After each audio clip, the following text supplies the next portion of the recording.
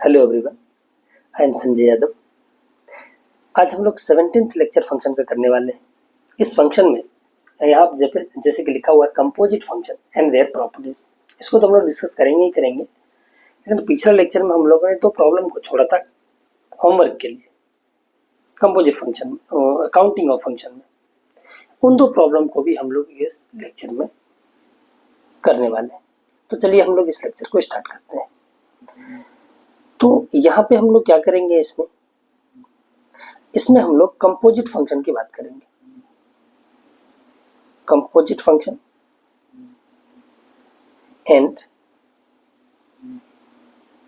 Their properties, इसकी हम लोग बात करेंगे। And some examples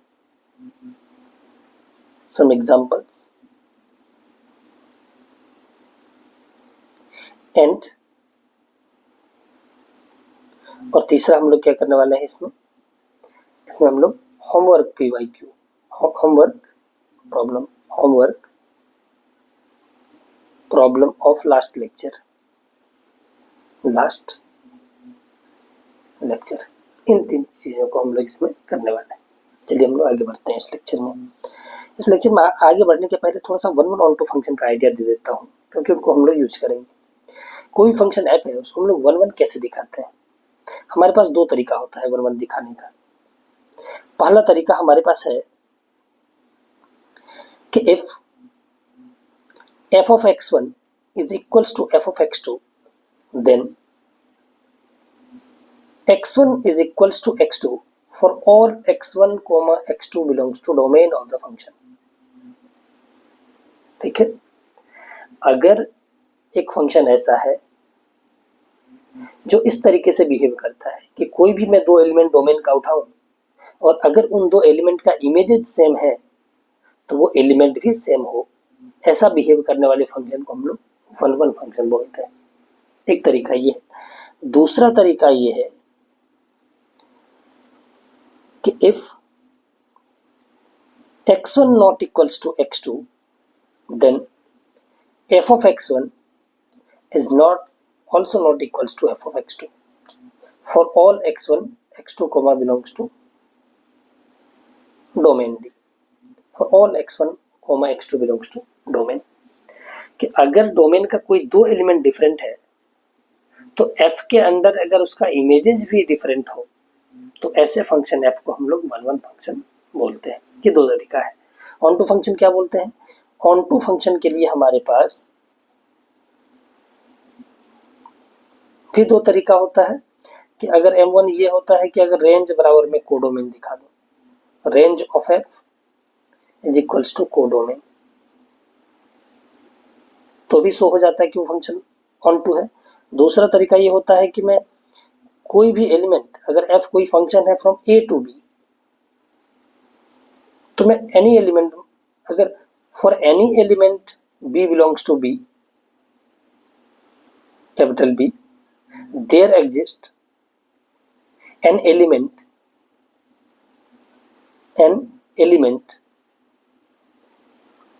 A belongs to A such that कि f of A बराबर B हो जाए तो हम लोग बोल देंगे कि वो फंक्शन क्या है, वो ऑन टू है, क्योंकि इस फंक्शन में B के हर एक एलिमेंट का प्री इमेज A में मिल रहा है। ये स्टेटमेंट का मतलब यही हुआ कि for every B belongs to B there exists an element small a belongs to A such that f of A is equals to B। इसका मतलब हुआ कि इस B के हर एक एलिमेंट का प्री इमेज मिल रहा है। इसका मतलब है कि f क्या है, ऑन टू है। तो हम लोग इन दो मेथड्स का हम लोग मेनली करते हैं। तो चलिए हम लोग आगे बढ़ते हैं लेक्चर में। Introduction to composite function. तो सबसे पहले हम लोग समझते हैं कि आखिर ये कंपोजिट फंक्शन किस भले का नाम है, ये होता क्या है। ठीक है, तो इस फंक्शन को समझने के लिए हम लोग एक सिंपल एग्जांपल लेते हैं। जैसे कि हम लोगों ने देखते हैं कि घर में या फिर घर में पनीर बनाता है या किसी दुकान में बनाता होगा, तो कैसे बनाता है, ये रेसिपी तो सबको पता होता है ना। कैसे बनाते हैं पनीर? हम लोग क्या करते हैं, पहले ठंडा दूध लाते हैं, कोल्ड मिल्क है ना, उसको गर्म करते हैं, गर्म करने के बाद उसमें नींबू डालते हैं। नींबू इसलिए डालते हैं ताकि दूध फट जाए, और फटने के बाद हम लोग क्या बना लेते हैं, पनीर।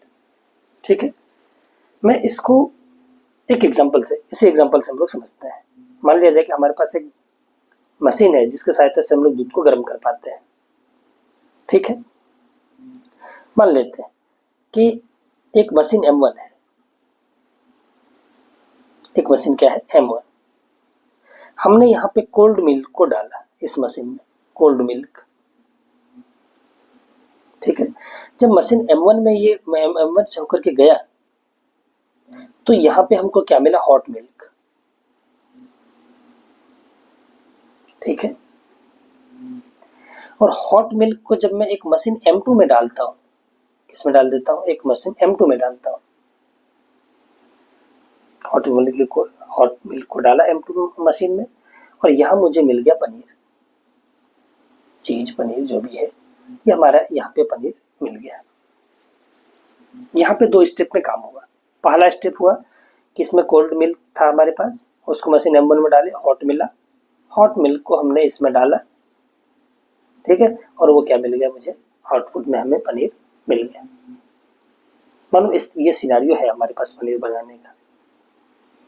मैं क्या कहता हूँ, यहाँ पे हमें दो मशीन देखने को मिल रहा है, M1 और M2। पहले तो मशीन हमने दूध को गर्म किया, फिर हमने पनीर बनाया, जो भी रेसिपी होता है पनीर बनाने का हमने बनाया मशीन M2 में डाल के। ठीक है, मैं क्या कहता हूँ, हम इन दोनों मशीन को कंबाइन करके एक न्यू मशीन बनाने की कोशिश करते हैं। कैसे, एक मशीन बनाना चाहते हैं, ऐसे बनाएंगे इसमें मशीन कि इन दोनों मशीन को हमने क्या कर दिया, कंबाइन कर दिया। ऐसा, ये दोनों मशीन जो अलग अलग पहले दूध गर्म कर रहे थे फिर पनीर बना रहे थे, हमने क्या किया, इन दोनों मशीन को एक कंबाइन कर दिया एक तरीके से, एक इसमें कवर लगा दिया। इसमें M1 और M2 दोनों को अंदर में हमने डाल दिया। क्या हो रहा है, इस मशीन में हमने यहाँ पे इसको कवर अप कर दिया, इन दोनों मशीन को। अंदर में दो स्टेप में काम हो रहा है, लेकिन बाहर मुझे एक ही मशीन दिख रहा है। ठीक है, ये जो हमने दोनों मशीन को कंबाइन किया, इस मशीन को हम लोग बोलते हैं M2 कंपोजिशन M1 मशीन। तो दोनों मशीन का कॉम्बिनेशन, उस मशीन का हम लोग नया कॉम्बिनेशन नाम क्या दे दिए, M1 M2 कंपोजिशन M1। ये क्यों दिए, अब M2 कंपोजिशन M1। अब जब यहाँ पे हमने कवर लगा दिया तो लोगों को क्या दिखेगा, हमने यहाँ पे कोल्ड मिल्क डाला और हमें डायरेक्ट यहाँ पे आउटपुट में क्या मिल रहा है, इनपुट में हमने ये डाला और आउटपुट में हमको डायरेक्ट क्या मिल रहा है, पनीर। लोगों को लगेगा कि ये तो पनीर बनाने वाला मशीन है, एक ही मशीन है जिसमें हॉट कोल्ड मिल्क डालते ही मुझे कुछ देर के बाद हमें आउटपुट में क्या मिल जाता है, पनीर मिल जाता है। लेकिन एक्चुअली अंदर में कितने, दो मशीन है, दो मशीन को कंबाइन करके एक नया मशीन को बनाया गया है। ठीक है, तो इस नए मशीन का इस नई मशीन का नाम क्या है, M2 कंपोजिशन M1। ये वर्क कैसे कर रहा है, ये वर्क ऐसे कर रहा है कि अगर M2 कंपोजिशन M1 एक मशीन है, इस मशीन में मैं क्या आउटपुट देता हूँ, कोल्ड मिल्क देता हूँ। जब मैं इसमें कोल्ड मिल्क दिया, कोल्ड मिल्क अगर हमने इसमें दिया तो इसमें वो क्या किया, तो सबसे पहले तो कहाँ गया वो कोल्ड मिल्क, वो कोल्ड मिल्क गया M1 के पास, M1 के पास गया वो कोल्ड मिल्क। ठीक है, और M1 जैसे लिया, M1 जैसे वर्क किया, M1 का अगर काम खत्म हो गया तो वो किस में बदल गया, हॉट मिल्क में बदल गया, हॉट मिल्क में बदल गया। नहीं, M1 जैसे वर्क किया वो कहाँ बदल गया, हॉट मिल्क में। अब ये हॉट मिल्क जब M2 लिया तो ये डायरेक्ट हमें क्या दे दिया, आउटपुट में पनीर दे दिया। ठीक है, ये कुछ इस तरीके से मशीन अंदर में काम कर रहा है, बाहर हमें एक ही मशीन दिख रहा है, M2 कंपोजिशन M1। क्योंकि फंक्शन क्या है, फंक्शन एक मशीन है। तो इस तरीके से हम लोग कंपोजिट फंक्शन को समझ सकते हैं। इसी तरीके से कुछ कंपोजिट फंक्शन काम करता है। कैसे, एक और एग्जांपल हम लोग देख लेते हैं। यहाँ पे एक एग्जांपल देखते हैं हम लोग। यहाँ पे देखिए, यहाँ पे हमने क्या लिया, अब यहाँ पे हम लोग तो इससे तो हम लोग फंक्शन को नहीं पढ़ पाएंगे, इससे हॉट मिल्क कोल्ड मिल्क से हम लोग थोड़ा पूरा मैथमेटिक्स को पढ़ पाएंगे। हम लोग स्टैंडर्ड अपने डेफिनेशन पे आ जाते हैं, फंक्शन एफ एंड जी, उसको वैसे हम लोग इसको थोड़ा सा समझते हैं। देखना यहाँ पे हम लोग क्या किए कि एक फंक्शन ले लिया हम लोगों ने एफ, एक फंक्शन हमने एफ ले लिया, ये हमने एक फंक्शन एफ ले लिया, ये सेट ए है, ये सेट बी है, और एक फंक्शन यहाँ से यहाँ ले लिया हमने जी, ये बी टू सी, एक set B, A B C हमारे पास 3 सेट है। हमने एक फंक्शन एफ बनाया ए टू बी, और एक फंक्शन जी बनाया बी टू सी। यहाँ पे 2 फंक्शन है, ठीक। अगर मैं यहाँ पे एक एलिमेंट एक डालता हूँ, एक हमने डाला एफ में डाला, मान लो कि हमें एफ में जैसे एक डाले तो हमें मिल गया क्या, ए मिल गया, ठीक है।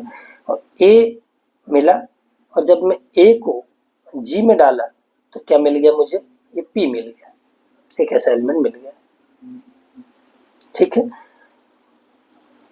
यहाँ पे अगर मैं 2 डालता हूँ एफ में तो मुझे मान लो कि बी मिलता है, और बी को जब मैं जी में डाला तो मुझे क्या मिल गया, आर मिल गया। कुछ इस तरीके से, कैसे, पहले हमने जब एफ में 1 को डाला तो हमें ए मिला, और ए को अगर मैं इनपुट करा दिया जी में अगर मैं ए को इनपुट कराया तो मुझे क्या मिल गया, पी।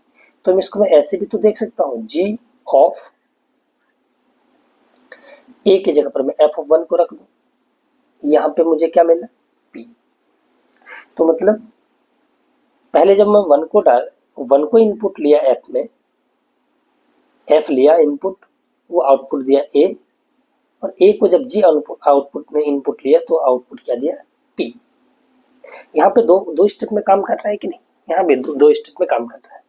एक को पहले एफ लिया, फिर जी लिया, और उसके बाद हमें आउटपुट मिला। वैसे ही यहाँ पे एफ ऑफ 2 बी मिला, और फिर जब जी फंक्शन बी को इनपुट में लिया तो हमें क्या मिल गया, आर, ठीक है। दैट मीन्स इसको ऐसे भी देखा जा सकता है, जी ऑफ एफ ऑफ 2 बराबर कितना मिल गया, आर, ठीक है। यहाँ पे 2 स्टेप पे हमारा काम हो रहा है।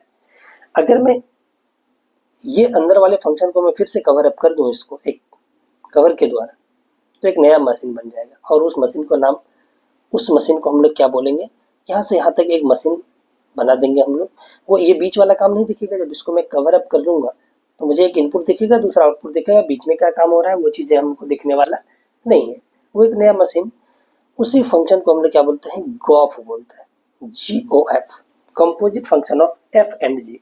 यहाँ पे क्या था, composite function of M2 and M1, composition of M2 and M1। यहाँ पे composite function of F and G क्या हो गया, डिफाइन, गॉफ।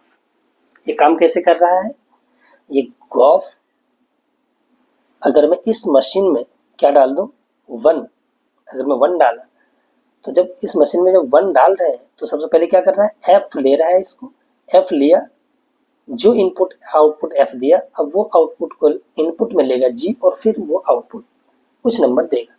तो ये ऐसे वर्क कर रहा है जी।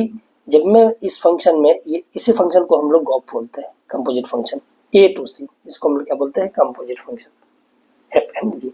जब इस 1 को मैं गॉफ में डाला, इस न्यू मशीन में डाला, क्योंकि इसको तो मैं क्या करता हूँ, कवर कर लेता हूँ, अब डालूंगा यहाँ पे, हमको एक ही मशीन दिखेगा, ये गॉफ।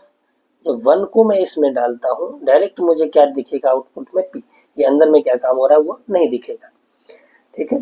तो एफ ऑफ 1 को एफ लेगा, और फिर क्या किया, एफ ऑफ 1 आउटपुट क्या दिया, ए, और फिर जी ऑफ ए क्या बन गया हमारा, पी। उसी तरीके से 2 के भी बारे में उसी तरीके से हम लोग देख सकते हैं, ठीक है। Gof of 2 is equals to, पहले एफ लिया, एफ ऑफ 2 को, एफ ऑफ 2 बना, और एफ ऑफ 2 क्या हुआ, बी, और बी, जी ऑफ बी क्या हो गया, आर। देखो ये फंक्शन, इस फंक्शन को हम लोग क्या बोलते हैं, कंपोजिट फंक्शन। अगर कोई function F A to B है और G function B to C है, तो गॉफ फंक्शन, एक फंक्शन गॉफ होता है कहाँ, ए टू सी। इसी फंक्शन का नाम क्या है, composite of 2 function F and G. ये वर्क कैसे करता है, ये करता है, गॉफ में अगर मैं किसी एलिमेंट करूँगा तो सबसे पहले वो f लेगा, f जो भी आउटपुट देगा वो इनपुट लेगा g और फिर फाइनल आउटपुट गॉफ का आने वाला है। ठीक है, ऐसे बिहेव करता है कंपोजिट फंक्शन। आई होप आपको इस सिनारियो से समझ आया होगा कि कंपोजिट फंक्शन हम लोग बोलते किसको है। अब हम लोग प्रॉपरली इस कंपोजिट फंक्शन को डिफाइन करते हैं। ठीक है, तो इस फंक्शन को हम लोग डिफाइन कैसे करते हैं, देखिए, let a b and c be 3 non empty sets. हमने क्या लिया, a b and c be 3 non empty सेट्स। लेट f is a mapping from set a to set b। एक फंक्शन हमने f लिया a टू b में, and another function g from b to c। भी टू फंक्शन, दो function हमने लिया। एक फंक्शन हमने लिया f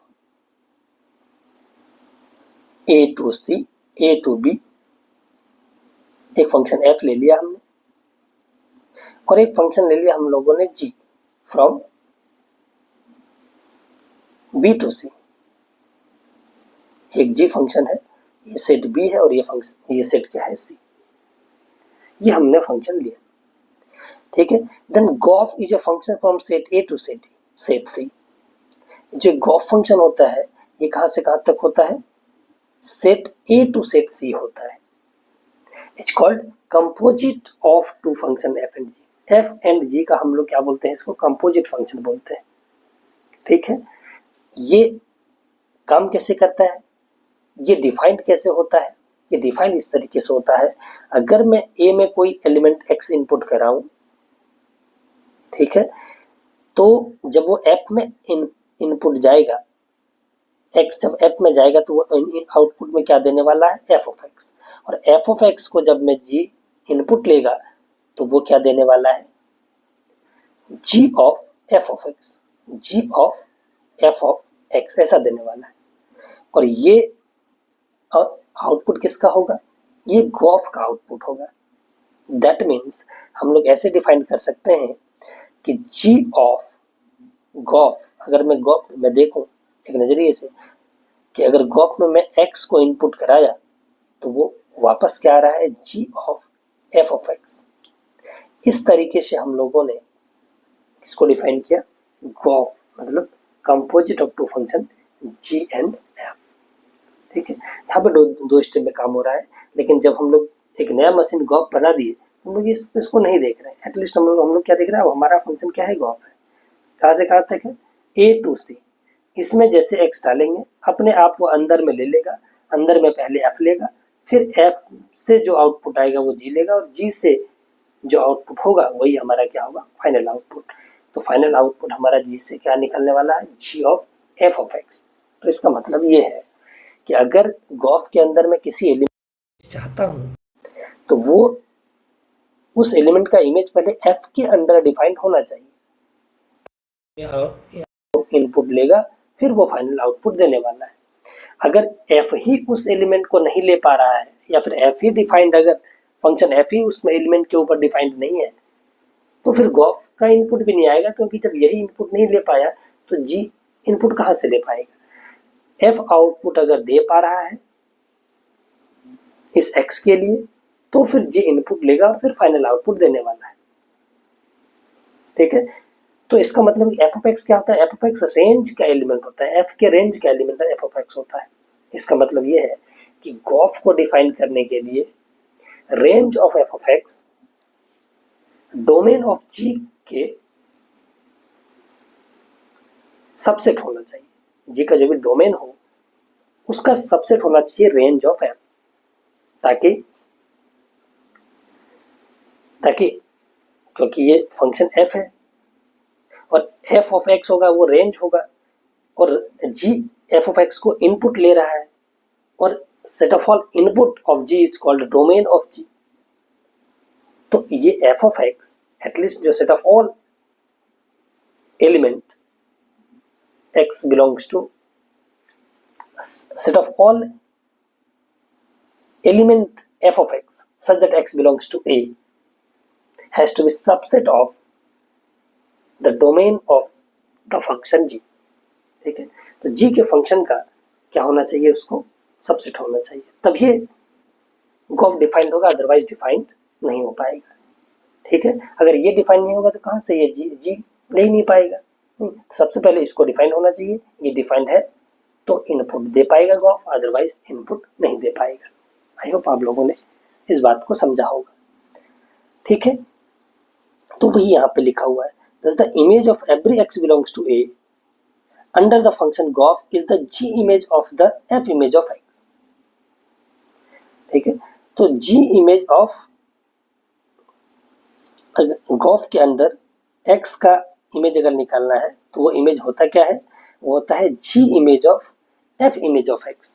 सबसे पहले f इमेज ऑफ x होगा, अब उस f इमेज ऑफ x का g के अंदर जो इमेज होगा वही फंक्शन का इमेज होगा, फंक्शन गॉफ का इमेज होगा, x का इमेज होगा गॉफ के अंदर। ठीक है, और सब फिर से देखिए ये क्या बोल रहा है, अगर a का कोई सा भी एलिमेंट x है, a का गॉफ के अंदर उसका इमेज क्या होगा, गॉफ के अंदर उसका इमेज होगा कि f इमेज ऑफ, पहले x का f इमेज निकालना है, फिर f ऑफ x का g इमेज निकाल लेंगे तो हमारा गॉफ के अंदर इमेज आ जाएगा। ठीक है, सिंपल भाषा में। चलिए आगे बढ़ते हैं। Gof is defined only if the range of f must be a subset और equal to the domain of g in gof. ठीक है, ये तो हमने बता दिया कि गॉफ को डिफाइन होने के लिए रेंज ऑफ f सबसेट होना चाहिए g के डोमेन का। चलिए इनको हमने चर्चा कर ली, तो हम लोग आगे आते हैं। अब हम लोग आते हैं properties of composite function. The composite function is not commutative in general. Composite function in general commutative नहीं होता है। कॉम्यूटेटिव का मतलब a into B not equals to B into A, इसी प्रॉपर्टी को हम लोग कॉम्यूटेटिव लॉ बोलते हैं। यहाँ पे कंपोजिट फंक्शन कॉम्यूटेटिव नहीं होने का क्या मतलब है, यहाँ पे कंपोजिट फंक्शन कॉम्यूटेटिव होने का ये मतलब है कि मान लो कि एक एफ ऑफ एक्स फंक्शन है, एक एग्जांपल लेते हैं, इससे समझते हैं। एफ ऑफ एक्स मान लिया कि एक फंक्शन है साइन एक्स, और हमारे पास एक जी ऑफ एक्स फंक्शन है, वो हमारे पास है एक्स क्यूब। दो फंक्शन है, इन दोनों का कंपोजिशन निकालते हैं, एफ कंपोजिशन जी। पहले तो जी कंपोजिशन एफ निकालते हैं। G composition F of X क्या आता है, तो G of F of X, G of F of X क्या है, एफ ऑफ एक्स हमारे पास है साइन एक्स, और जब जी में एक्स डालते हैं तो उसका एक्स क्यूब करता है, तो ये क्या आ गया, अब जी में यहाँ पे साइन डाल रहे हैं तो ये कितना आ गया, साइन एक्स का क्यूब, ये आ गया। अब मैं फॉग निकालता हूँ, जी कंपोजिशन एफ निकाल लिया, अब मैं एफ कंपोजिशन जी निकालता हूँ, तो ये क्या आएगा, ये आएगा पहले जी लेगा, तो F of G of X by definition composite function, F of G of X क्या है, एक्स क्यूब। जब एफ में एक्स डालते हैं तो साइन एक्स होता है, एफ में एक्स क्यूब डाल रहे हैं तो वापस क्या आएगा, साइन ऑफ एक्स क्यूब। क्या ये दोनों बराबर है क्या, ये दोनों बराबर नहीं है, both are not equal. GOF of X not equals to FOG of X. इसका मतलब ये हुआ कि composite function is not commutative. Composite function is not commutative.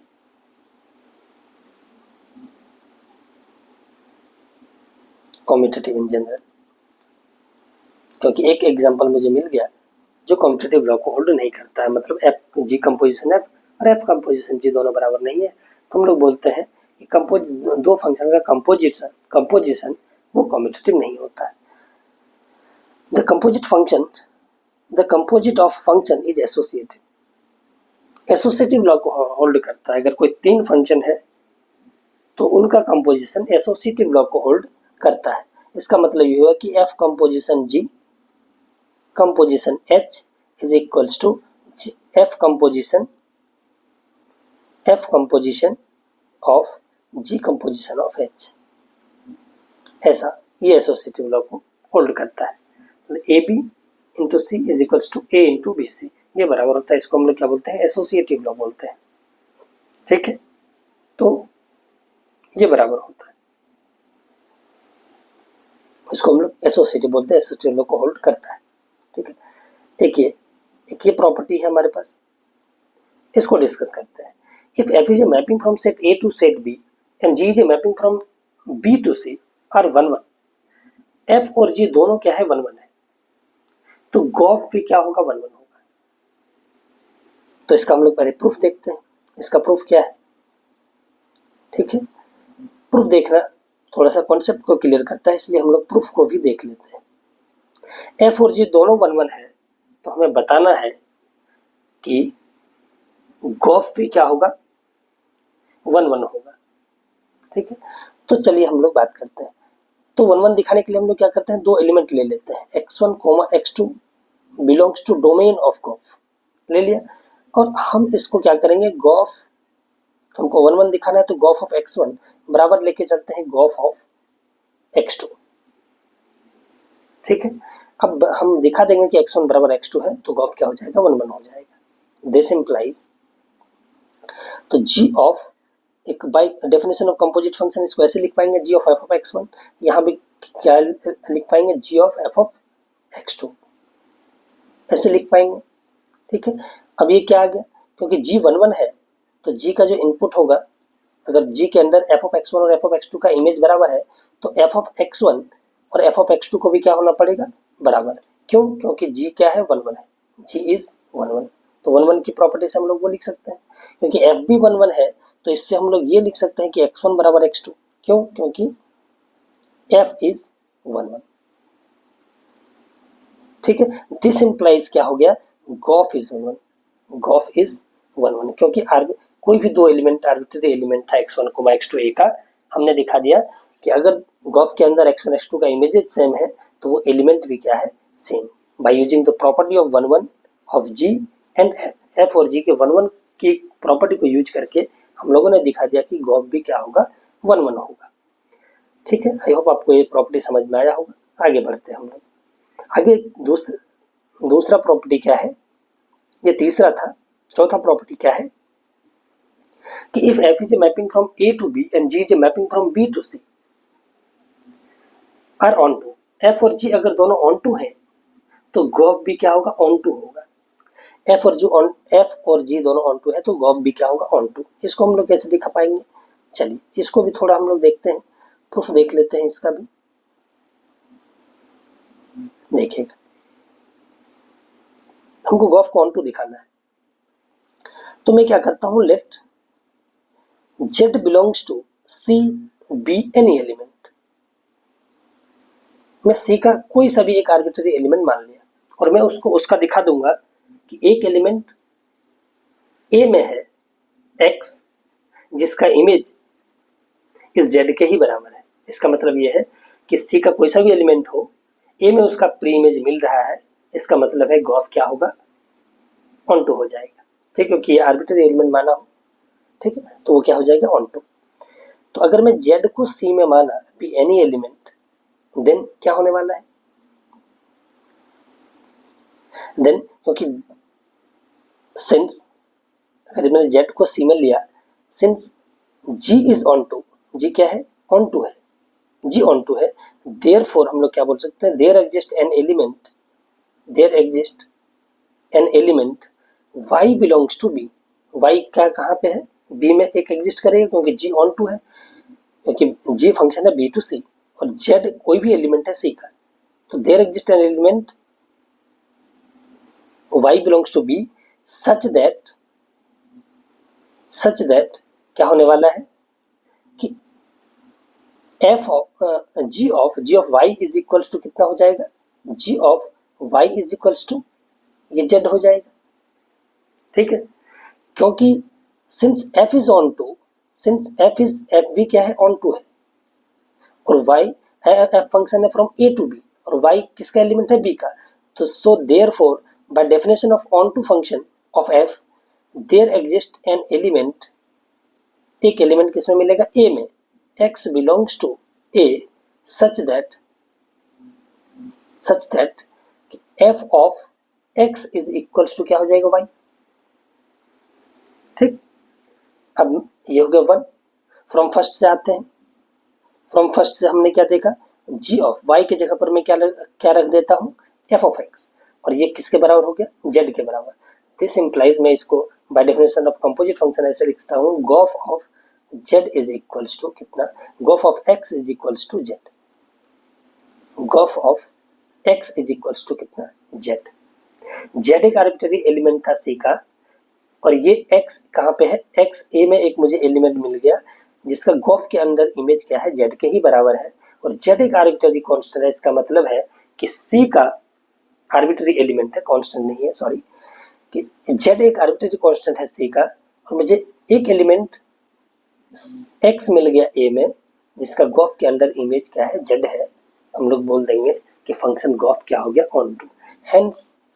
Hence GOF is onto, GOF is onto, क्योंकि हमने एक arbitrary element z को माना था, तो वो हर एक एलिमेंट के लिए दिख गया कि वो हर एक एलिमेंट के लिए ऐसा ट्रू होने वाला है, क्योंकि z को हमने आर्बिट्ररी कंसिडर किया था। आई होप आपको इस प्रॉपर्टी का प्रूफ भी समझ में आया होगा। तो चलिए हम लोग आगे बढ़ते हैं। ये हमारे पास कौन सा पांचवा प्रॉपर्टी है, क्या बोलता है कि if f is a mapping from set a to set b, f and g is a mapping from set b to c, and GOF is 1 1, then f of x is necessarily 1 1 but g of x may not be। ये property कहना चाह रहा है कि मान लो कि एक function f है जो a टू b है, और फंक्शन g है वो b टू c है, एंड GOF एक फंक्शन है a टू c होगा श्योरली।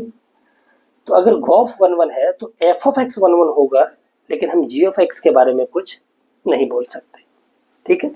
सिंस अब इसका भी हम लोग थोड़ा सा प्रूफ देखते हैं। GOF क्या है 1 1, GOF क्या है 1 1। अगर GOF 1 1 है तो क्या होगा, लेट में कोई सा भी डोमेन का एलिमेंट मान लेता हूँ x1 not equals to x2। देखो इसको हम अलग तरीके से सेकेंड वाले मेथड से प्रूफ करते हैं। Let x1 not equals to x2, since GOF is क्या है 1 1,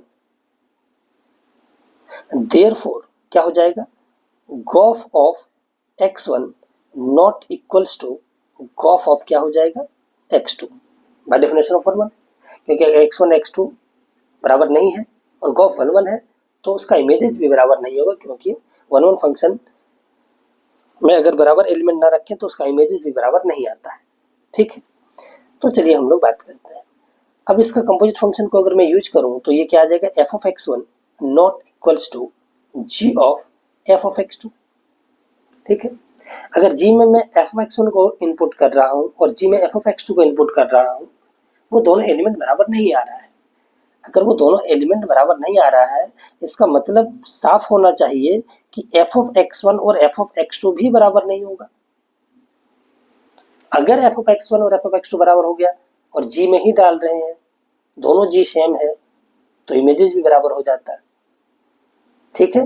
तो f ऑफ x1 और f ऑफ x2 दोनों बराबर नहीं हो सकते। मान लो कि f ऑफ x1 और f ऑफ x2 दोनों बराबर है, तो अगर g में उसको दोनों को बराबर एलिमेंट को, दोनों बराबर एलिमेंट है, दोनों को g में डाल दिया तो दोनों इमेज भी सेम आ जाएगा। यहाँ पे दे रखा है कि दोनों इमेज सेम नहीं है। अगर दोनों इमेज सेम नहीं है तो दोनों इनपुट भी सेम नहीं होगा bye definition of function. Hence यहाँ पे क्या मिल गया मुझे, दस वी गेट, हमें क्या मिला, हमें मिला कि if f of x1, if x1 not equals to x2, then f of x1 भी f ऑफ x2 के इक्वल नहीं है। अगर x1 x2 के इक्वल नहीं है तो f ऑफ x1 भी x2 के इक्वल नहीं है। ये दिखा दिया कि f of x is 1 1, f of x 1 1 दिख गया। और g ऑफ x 1 1 क्यों नहीं होगा, g ऑफ x 1 1 नहीं होगा, g of x necessarily 1 1, g of x के बारे में हम लोग कुछ नहीं बोल सकते, 1 1 हो भी सकता नहीं भी हो सकता है। तो इसका एक एग्जांपल देख लेते हैं कि g मे नॉट भी नहीं होने, g 1 1 नहीं हो, इसका एक एग्जांपल हम लोग देख लेते हैं, ठीक है। तो चलिए हम लोग देखते हैं इसका एग्जांपल। हम क्या करते हैं, एक फंक्शन लेते हैं, ठीक है।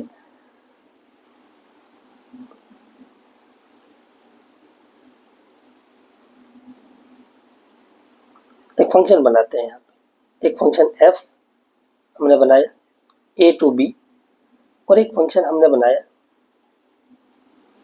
g from b to c। ये फंक्शन हमने क्या बनाया, f। एक फंक्शन हमने यहाँ पे f बना लिया, देखना इस एग्जांपल को, a टू b और एक फंक्शन हमने ये बनाया फ्रॉम बी टू सी। ये फंक्शन हमारे पास क्या है, जी, ये फंक्शन है। इसमें एलिमेंट है 1 2 3 और 4, ठीक है। या फिर हम लोग ए बी सी ले लेते हैं। यहाँ पे ए बी सी और डी, और यहाँ पे एलिमेंट है 1 2 3 4 5 और 6, ठीक है। यहाँ पे ऐसे मान लो कि ए का इमेज 1 है, बी का इमेज 2 है, सी का इमेज 3 है और डी का इमेज क्या है, 4। यहाँ पे भी है बी सेट 1 2 3 4 5 6, और हमने इसमें भी 6 एलिमेंट ले लेते हैं। सी में 1 2 3 4 5 और 6, हमने ये एलिमेंट लिया और एक फंक्शन हमने डिफाइन किया, 1 को 1 से, 2 को 2 से, 3 को 3 से, 4 को 4 से, 5 को 5 से और 6 को भी मैंने क्या किया, 5 से एसोसिएट कर दिया।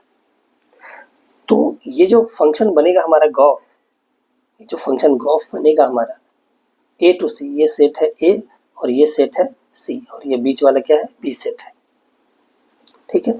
तो ये गॉफ जो होगा, ये गॉफ क्या बनेगा, ये बनाते हैं। ए को 1 लेता है, ए को अगर एफ लेता है तो 1 देता है। ए को एफ लिया तो 1 दिया, ठीक है। और फिर 1 को जब जी लेता है तो क्या देता है, 1 ही देता है। अगर मैं बी को ले लूं तो बी को एफ कहाँ पे भेजता है, 2 पे, और 2 को जी कहाँ पे भेजता है, जी। ये फंक्शन यहाँ से यहाँ तक क्या है, ये जी फंक्शन है। और जी 2 को कहाँ भेज देता है, 2 पे भेज देता है। सी को उठाता हूँ तो ये 3 पे, फिर ये 3 को कहाँ पे भेजता है, 3 पे ही भेज देता है, ठीक है।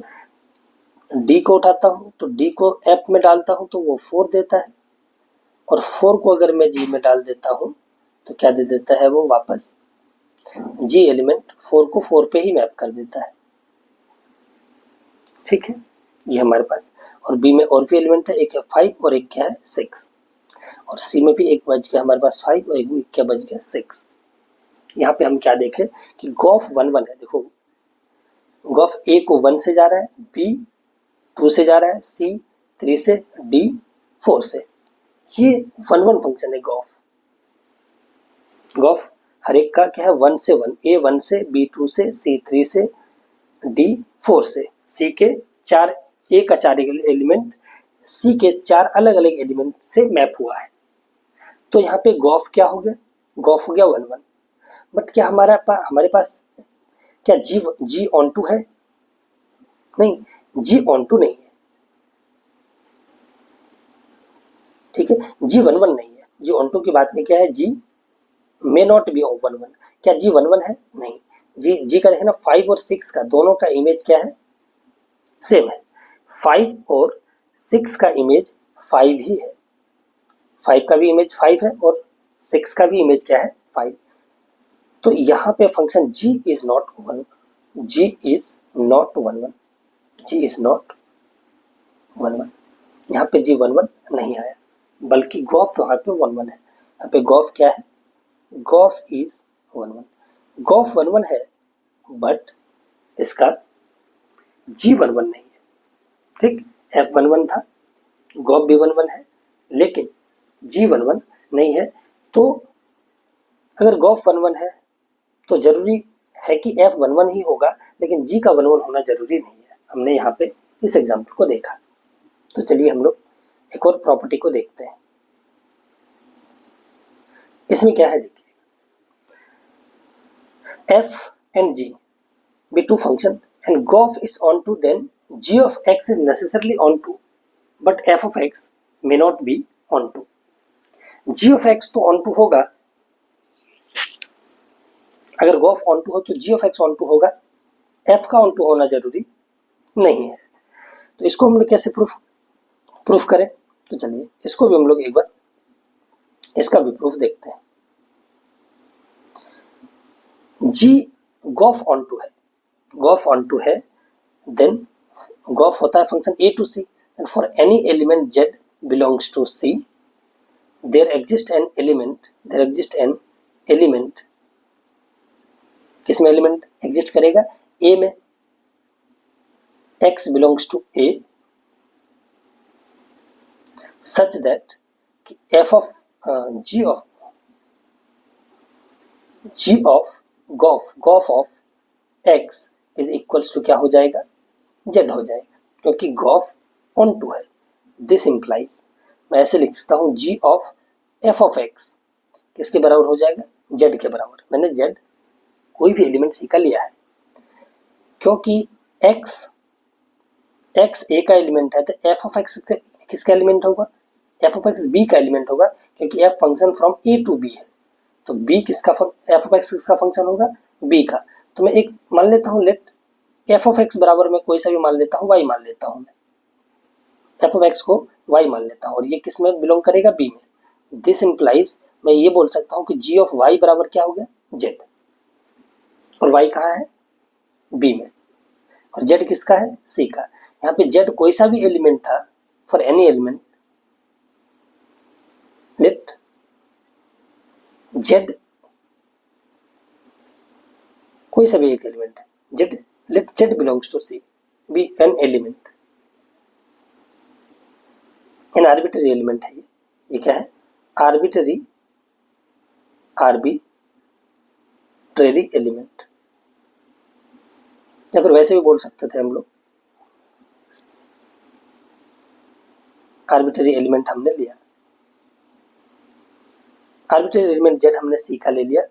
तो क्योंकि गोफ ऑन टू है, तो एक x बिलोंग्स टू a में, एक एलिमेंट x बिलोंग a में बिलोंग करेगा, जिसका गोफ के अंदर इमेज क्या आएगा, z, क्योंकि गोफ ऑन टू है तो ऐसा होगा. तो हमने इसको ऐसे लिख लिया, g of f of x बराबर z, क्योंकि x a का है तो f a टू b है, तो f ऑफ x b का एलिमेंट होगा, तो हमने इसको कोई एक नया एलिमेंट y मान लिया, तो g ऑफ y बराबर क्या हो गया, z. मतलब अगर z कोई सा भी एलिमेंट c का हो, तो एक एलिमेंट b हमें y में मिलता है, y हमें एक b में मिलता है, जिसका इमेज क्या है, z के बराबर. ये दिखा रहा है कि g क्या है, g is onto function, g is onto function. I hope आपको ये भी प्रॉपर्टी, इसका प्रूफ आपको समझ में आया होगा. तो चलिए हम लोग बात करते हैं कि इसके एग्जाम्पल के बारे में, कि f ऑन टू क्यों नहीं हो सकता है, f ऑन टू नहीं होगा, और f ऑन टू क्यों नहीं होगा. तो चलिए हम लोग एक एग्जाम्पल से हम लोग समझते हैं. ये ले लेते हैं हम लोग एक फंक्शन,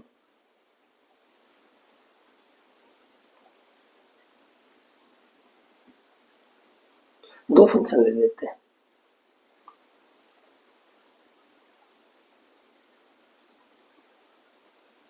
f और g, ठीक है. दो फंक्शन हम लोग कंसिडर करते हैं. एक फंक्शन f लेते हैं, a to b, f function लेते हैं हम लोग a b c और d, और यहाँ एलिमेंट ले लेते हैं हम लोग 1 2 3 4, ठीक है. मान लो कि 1 1 पे मैप हो रहा है, b 2 पे मैप हो रहा है, c 3 पे मैप हो रहा है, और d भी हम मैप हो रहा है 3 को. हमने एक फंक्शन g डिफाइन किया, कहाँ पे, ये सेट हमारे पास a ये b, हमने b टू c एक फंक्शन हमने g डिफाइन किया.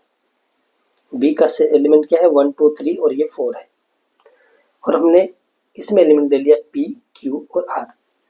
मान लो कि हमने इसमें क्या किया, इसमें 1 को p से, 2 को q से एसोसिएट कर दिया, 3 को r से q से एसोसिएट कर दिया, r से, और फिर 4 को भी हमने किससे एसोसिएट कर दिया, r से.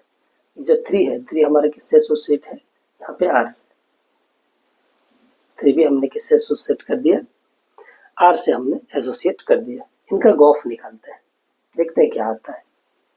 अगर मैं गॉफ निकालूं तो देखना क्या आएगा. ये गॉफ फंक्शन क्या होगा, ये set a b c, GOF जो हमारा फंक्शन होगा वो कैसा होगा, गॉफ हमारा फंक्शन यहाँ से यहाँ होगा. इस फंक्शन को हम लोग क्या बोल देते हैं, गॉफ. इसका a b c और d, देखना, और b का एलिमेंट क्या है, 1 2 3 4 ऐसा है। तो ए 1 पे जा रहा है, ए 1 पे अगर गया एफ के अंदर और 1 कहाँ पे जा रहा है पी पे, तो गॉफ के अंदर वो कहाँ पे जाएगा 1 पी पे जाएगा। बी जा रहा है 2 पे और जी जब 2 लेता है तो वो कहाँ पे भेज रहा है क्यू पे, तो ये क्यू पे चला गया। अगर सी कहाँ पे जा रहा है 3 पे, सी जा रहा है एफ के अंदर 3 पे और ये 3 कहाँ पे जा रहा है आर पे, 3 कहाँ पे जा रहा है आर पे। डी कहाँ पे जा रहा है 3 पे, 3 कहाँ पे जा रहा है आर पे, तो डी कहाँ पे जा रहा है एफ के अंदर, जी 3 पे गया और फिर 3 आर पे ही चला गया। ठीक है, तो हमने यहाँ पे क्या देखा कि गॉफ क्या है, गॉफ तो ऑन टू हो गया, clearly GOF is onto, clearly GOF क्या हो गया, गॉफ इज ऑन टू। ठीक है, डी 3 पे गया फिर 3 आर पे चला गया, तो देखो ये रेंज, गॉफ का रेंज कोडोमेन के बराबर हो गया। रेंज ऑफ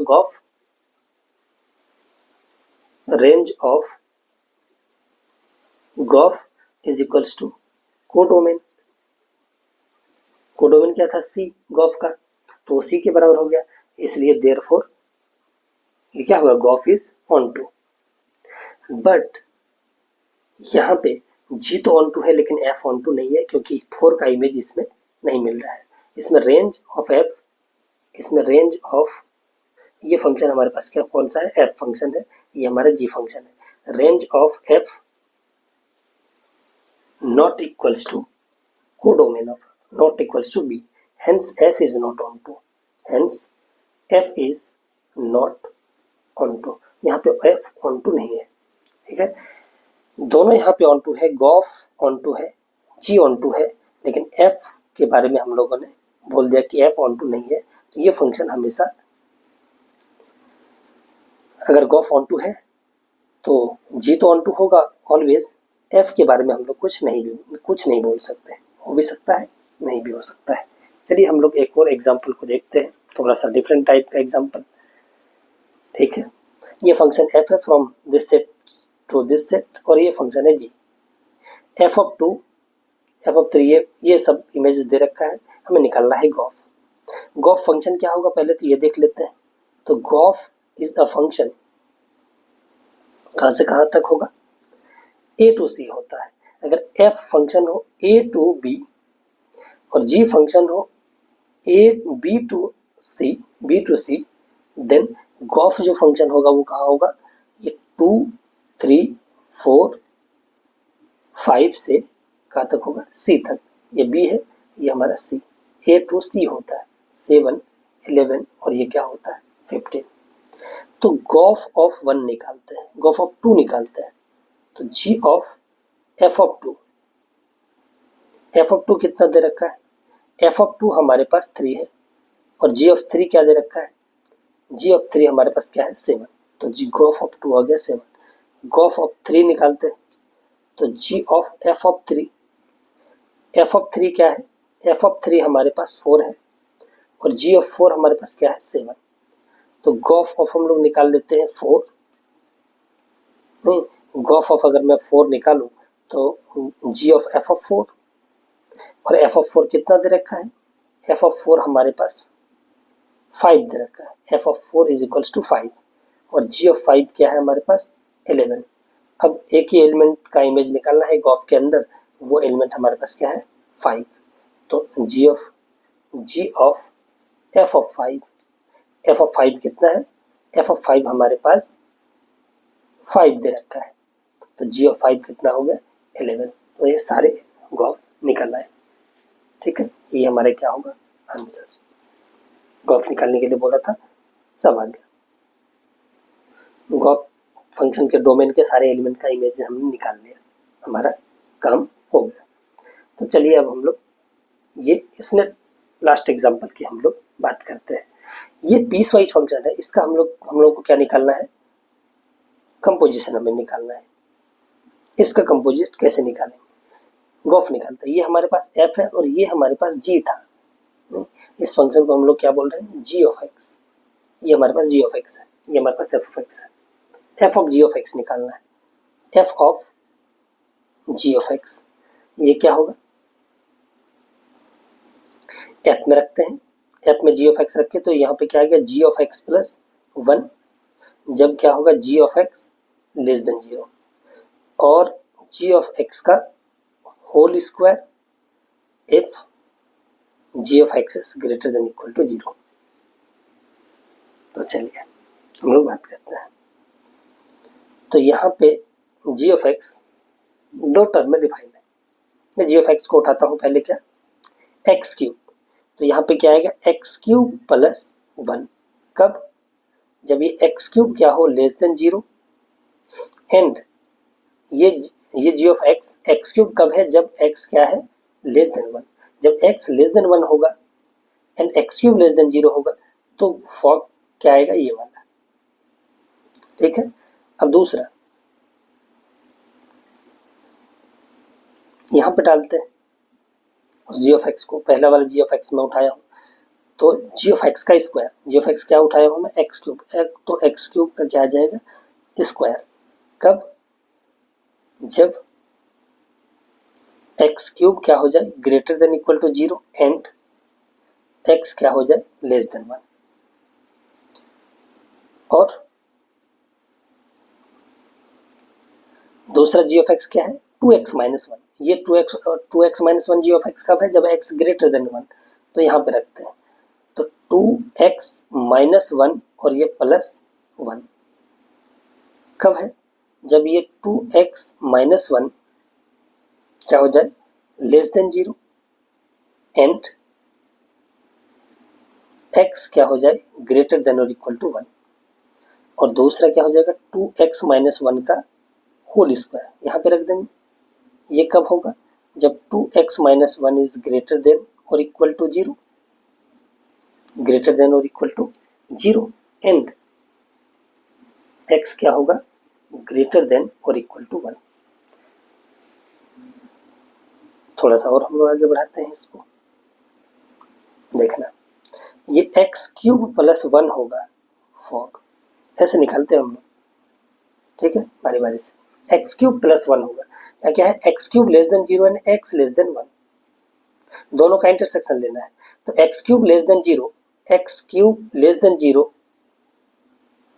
और and X less than 1, x cube less than 0 तो इसका मतलब होगा कि एक्स लेस देन 0 तभी एक्स क्यूब का लेस देन 0 होगा, एंड एक्स क्या होना चाहिए less than 1, x less than 1 और एंड एक्स लेस देन 0, तो इंटरसेक्शन क्या होगा, इंटरसेक्शन इसका हो जाएगा एक्स लेस देन 0, तो एक्स लेस देन 0 होगा तो फॉग का जो ब्रांच होगा वो क्या होगा एक्स क्यूब प्लस 1, और ये एक्स टू द पावर 6 है, एक्स टू द पावर 6, ये क्या बोल रहा है कि X cube is greater than 0, X cube is greater than equal to 0 and X is less than 1, X क्या है लेस देन 1, तो जब X cube greater than equal to 0 तभी होगा जब X greater than equal to 0 होगा and X less than 1, X greater than 0 and X less than 1, that means अगर x 0 से क्या हो बड़ा और x 1 से छोटा, इसका इंटरसेक्शन ये वाला सेट आएगा, अगर ये इंटरसेक्शन आया तो इसका पार्ट क्या आएगा x टू द पावर 6, और ये क्या बोल रहा है, ये बोल रहा है कि 2x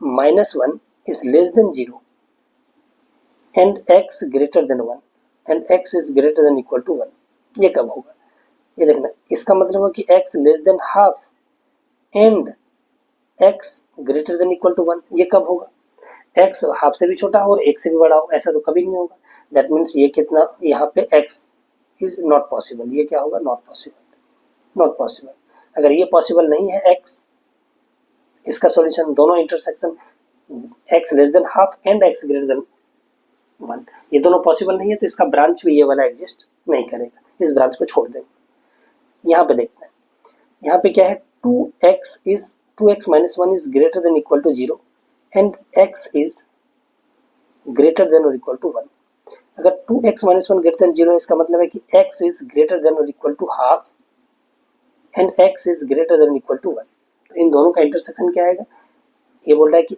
ये हाफ है और यहाँ पे क्या है 1, ये बोल रहा है कि हाफ से बड़ा, ये बोल रहा है कि 1 से बड़ा, तो इंटरसेक्शन क्या आएगा 1 से बड़ा, अगर x ग्रेटर देन और इक्वल टू 1 रहे तो इसका ब्रांच क्या आएगा 2x - 1 का होल स्क्वायर। यही हमारा क्या निकलेगा, फॉर्म निकलेगा। बारी बारी से आप समझ सकते हैं इसको हमने कैसे निकाला। पहले हमने इसमें g ऑफ x को डाला, g ऑफ x को f में इनपुट करा दिया, हर जगह जो कंडीशन था हमने लगा दिया। अब g ऑफ x को बारी बारी से उठा दें। पहली बार हमने क्या किया, g ऑफ x का x क्यूब को उठाया। ये x क्यूब कब है, g ऑफ x जब x लेस देन क्या है 1। तो x क्यूब को उठाया, बारी बारी से रखा, यहाँ पे भी और यहाँ पे भी। यहाँ रखा x क्यूब प्लस 1 हुआ, जब g of x less than 0, g of x क्या उठाया था, x cube less than 0 and x ये था कब x क्यूब, जब x लेस देन 1। इन दोनों का इंटरसेक्शन आएगा तो ब्रांच में रहेगा, इन दोनों का इंटरसेक्शन नहीं आया तो ब्रांच में नहीं रहेगा। यहाँ पे डाला तो ये आया, फिर ये उस बार उठा, ठीक है, x को greater than 0 and x less than 1। अब हमने क्या किया, g ऑफ x को दूसरा बार जो उठाया, फिर दोनों को यूज किया और हमने ये लिखा। आई होप आप लोगों ने ये समझा होगा। तो अब हम लोग आगे होमवर्क वाले प्रॉब्लम को करेंगे। तो चलिए देखते हैं हम लोग पहला क्वेश्चन। हालांकि ये लेक्चर बहुत ही लेंथी हो चुका है, 56 मिनट का, तो हम क्या करते हैं कि अलग लेक्चर में हम लोग उन दोनों प्रॉब्लम को देख के और फिर हम लोग उनको पोस्ट कर देंगे, ठीक है। तो थैंक यू सो मच। हम लोग नेक्स्ट वीडियो लेक्चर में 10-15 मिनट का जो भी होगा मैं तो उन दोनों क्वेश्चन को इन्वॉल्व कर दूंगा। सो ये इस लेक्चर में हम लोग यहीं तक रखते हैं। Thank you so much for watching and thank you so much for support. Thank you so much. यहाँ पे आप हमारे टेलीग्राम चैनल को भी ज्वाइन कर सकते हैं, इसकी QR कोड को स्कैन करके, ठीक है। वहाँ पे डाउट सेशन आप वहाँ भी भेज सकते हैं, हमारे कमेंट सेक्शन में भी बता सकते हैं।